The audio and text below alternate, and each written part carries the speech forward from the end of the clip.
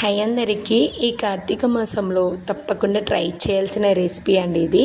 ఏమైనా కొంచెము non veg పైన క్రేవింగ్ వచ్చేస్తే ఇది ట్రై చేస్తే అసలు ఆ క్రేవింగే పోతుంది. తప్పకుండా ట్రై చేయండి. 1 స్పూన్ ధనియాలు, 1 స్పూన్ పచ్చి కొబ్బరి, 4 బాదం పప్పులు, 4 జీడిపప్పులు, బగారాకు, ఎక్కువ స్పైసీస్ కాకుండా రెండు మిరియాలు, అలాగే దాల్చిన చెక్క రెండు అలా వేసాను. వెల్లిపాయలు, అలాగే ఆనియన్ లేకుండా చేస్తున్నాం కాబట్టి కొంచెం ఫ్లేవర్ ఉండడానికి కొద్దిగా అల్లం ముక్క వేసాను. అలాగే కొత్తిమీర స్టెమ్ కూడా వేసేసి కొంచెం ఇందులో మెయిన్ ఇంగ్రీడియంట్ టొమాటోనే కాబట్టి కొద్దిగా టొమాటో ఒక 4-5 ఎక్కువ తీసుకోండి. సో టొమాటో కూడా మనకు ఆయిల్లో 2 టేబుల్ స్పూన్ ఆయిల్ వేసాను. మంచిగా ఈ విధంగా మగ్గాలి, మంచి స్మెల్ వస్తుంటుంది. చల్లారిపోయేంత వరకు పక్కన పెట్టేసుకోండి.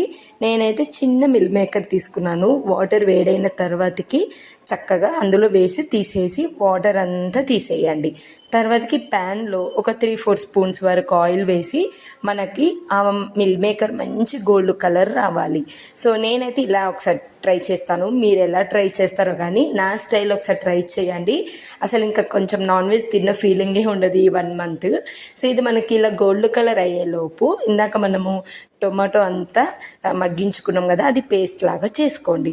సో ఈ విధంగా మనం మిల్ మేకర్ అంతా తీసిన తర్వాతకి అదే ఆయిల్లో కొంచెం జీలకర్ర, కరివేపాకు, 2 పచ్చిమిర్చి మిక్సీ పట్టేసుకున్న ఆ పేస్ట్ అంతా ఇందులో వేసుకోండి. పచ్చిదనం పోయిన తర్వాతకి ఎక్స్ట్రాగా ఇంకొంచెం వాటర్ వేసుకోండి.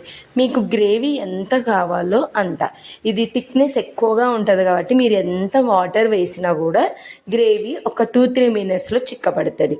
కొంచెం ఉప్పు, సాల్ట్, అలాగే ధనియా పౌడర్, కారం కొద్దిగానే వేసాను. ఆల్రెడీ మనము మసాలాలన్నీ వేసుకున్నాము, పచ్చిమిర్చి వేసుకున్నాము, పిల్లలు తినడానికి కంఫర్ట్గా ఉంటుందని.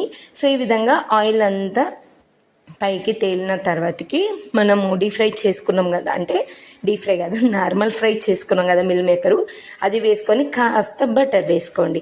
బటర్ వచ్చేసి ఆప్షనల్, ఉంటే వేసుకోండి లేకుంటే లేదు, అంతే. ఇంకా ఆయిల్ అంతా పైకి వచ్చిన తర్వాతకి స్టవ్ ఆఫ్ చేసుకొని లాస్ట్కి కొంచెం కొత్తిమీర గార్నిష్ చేసుకోండి, అంతే. ఇది వేడి వేడి రైస్, చపాతీ, నాన్లో చాలా బాగుంటుంది. తప్పకుండా ఈ కార్తీక మాసంలో ఒక్కసారైనా ట్రై చేసి ఎలా ఉంది ఏంటి అని కామెంట్ బాక్స్లో షేర్ చేసుకోండి. మంచి కలర్ఫుల్గా ఉంది కదా, చూస్తుంటే నోరు ఊడిపోతుంది. అండ్ టేస్ట్ కూడా అంతే బాగుంటుంది. ట్రై